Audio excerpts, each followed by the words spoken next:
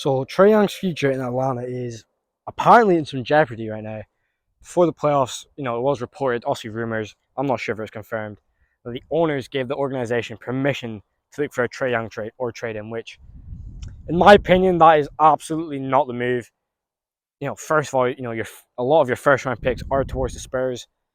In my like I say, in my opinion, there's 0 point starting to rebuild if you do not own your picks because you're losing for nothing. Obviously, you've got some other first round picks from other teams for some trades, maybe. In my opinion, absolutely not worth it. You have to hold on to your stars for that time being.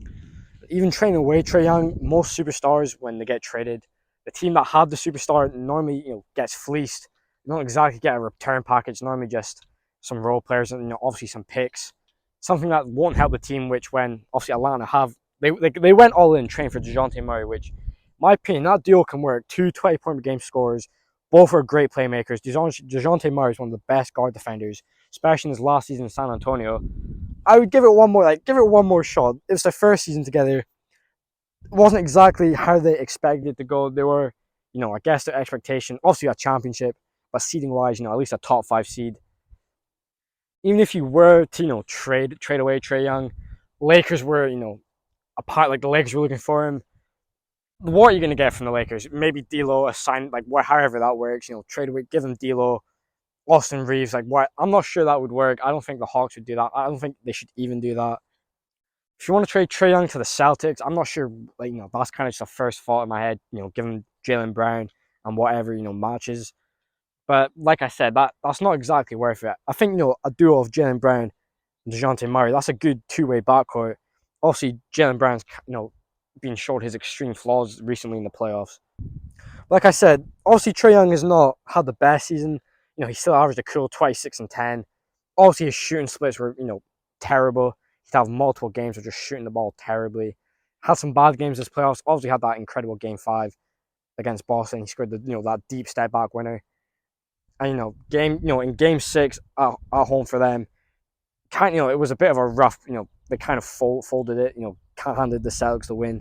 If they kept the composure, forced the game 7, who knows what would have happened. But after the playoffs, I was kind of on, you have to keep Trae Young.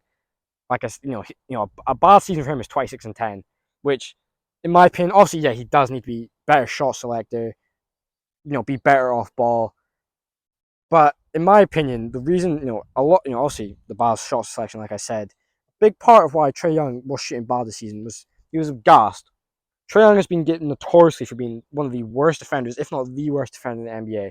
This whole season, bro, if you're watching film, Trae Young is giving his heart out on defense. 75% to 85% of the plays on defense, you see Trae Young hustling for that ball, going hard for the contest, keeping with his man, staying on his feet, pushing through screens, playing hard defense and passionate defense, which obviously, that's the first time he's really been doing this his career. So obviously he's gassed, work on some conditioning, obviously work on his game. I think Atlanta can be dangerous. Like we said, we've been proven that Trae Young can lead a team. I think he's more of a 2, maybe a 1B at best. Who knows? One day he can definitely be a 1A.